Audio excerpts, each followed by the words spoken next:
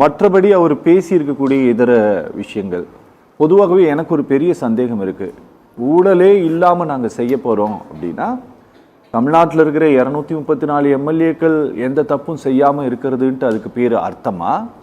இல்லை தமிழ்நாட்டில் இருக்கக்கூடிய அரசு பணியாளர்கள் ஒரு 14 லட்சம் பேர் இருக்கிறாங்க, அதில் ஒரு 6 லட்சம் பேர் ஓய்வு பெற்ற ஊழியர்கள், அப்போ ஒரு 8 லட்சம் பேர் இருக்கிறாங்கன்னு வச்சுக்கோங்களேன், ஆக்டிவாக வேலை செய்யக்கூடியவங்க. இவங்க யாரையுமே தப்பு செய்யாமல் நான் தடுக்க போகிறேன் அப்படின்ட்டு அதுக்கு அர்த்தமா?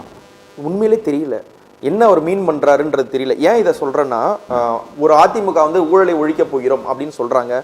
அப்படின்னா என்ன அர்த்தம்னா திமுகவுடைய ஊழல்களை எல்லாம் நாங்கள் ரிப்பீட் பண்ண மாட்டோம் அப்படின்னு சொல்றாங்கன்னு புரிஞ்சுக்கலாம். திமுக சொல்றாங்கன்னா டிஸ்ப்ரொபோர்ஷனேட் அசெட்ஸை நாங்கள் இது பண்ண மாட்டோம், ஊழல்களை இது பண்ணுறோம். அவங்களுக்கு வந்து ஒரு ஆட்சி அதிகாரம்னா எப்படி இருக்கும், எந்தெந்த இடத்துல யார் யார் ஊழல் பண்ணுறாங்கன்ற ஒரு அண்டர்ஸ்டாண்டிங் இருக்கும். இவங்க எதை பற்றி சொல்கிறாங்கன்ற கிளாரிட்டி ஃபர்ஸ்ட்லேருந்து கிடையவே கிடையாது. அண்ட் தென் திரும்ப இந்த ஊழல் பற்றி யார் பேசுறதுக்கு வந்து சுத்தமாக தகுதியற்ற ஆள்னு பார்த்தீங்கன்னா ஒரு தாவேகா பர்சன் தான். ஏன் இதை சொல்ல வேண்டி இருக்கிறது என்றால், நீங்கள் பர்சன் லைக் ஆதவர்ஜுனாவை நீங்கள் கட்சியில் வச்சுக்கிட்டு ஜெயலலிதாவுடைய படத்தை வந்து பாக்கெட்டில் தாங்கி இருக்கக்கூடிய செங்கோட்டையனை நீங்கள் பக்கத்தில் வச்சுக்கிட்டு, அங்கேருந்து வரக்கூடிய ஜேசிடி பிரபாகரை நீங்கள் பக்கத்தில் வச்சுக்கிட்டு, அதிமுகவில் இருக்கிறவங்க எல்லாரையும் இங்கே கூப்பிட்டு நீங்கள் வந்து ஊழலை ஒழிக்க போகிறோன்னு சொல்கிறது வந்து ஒரு லாஃபிங் ஸ்டாக் ஆகும்.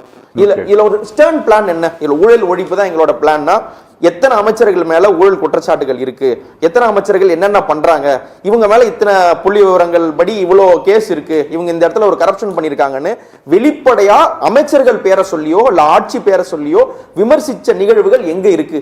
ஒரு கே நிர்மலா வர விமர்சனங்கள் இவர் சொல்லியிருக்காரா? செந்தில் பாலாஜி மேல பாட்டிலுக்கு 10 ரூபான்னு சொல்றதை தாண்டி வேற ஏதாவது சொல்லியிருக்காரா? உண்மையிலேயே ஒரு ஹைரார்கி உள்ள ஒரு பார்ட்டி லீடர் இதையெல்லாம் பார்த்து என்னென்ன லேயர்ல கரப்ஷன் நடக்குது, கவர்மெண்டோட எந்தெந்த இடத்துல கரப்ஷன் நடக்குது, எந்தெந்த இடத்துல டெண்டர் முறைகேடுகள் நடக்குது, எந்தெந்த இடத்துல கரெக்டா மணி ஃப்ளோ இல்லைன்னு சொல்றதை விட்டுட்டு எல்லாரும் ஊழல் பண்றாங்க இவங்க எல்லாரும் அப்படிதான் சொல்லி போற போக்குல ஒரு மட்டையடியான குற்றச்சாட்டா இருக்கே ஒழிய பின் பாயிண்டடா அக்யூரேட்டா இந்த இடத்தில் இது நடந்தது அப்படின்னு சொல்றதுக்கான கேம் பிளான் இல்லை. இது ஊழல் மட்டும் இல்ல, எந்த விமர்சனம் வச்சாலும் நிறைய பிரச்சனை இருக்கு, நிறைய லாவ் அண்ட் ஆர்டர் சிக்கல்ஸ் இருக்கு. திமுக விமர்சிக்கிறதுக்கான ஸ்கோப் திமுகவே ஏற்படுத்தி கொடுத்திருக்காங்க. அதெல்லாம் நீங்க அடிச்சு 6 அடிச்சிருக்கலாம்.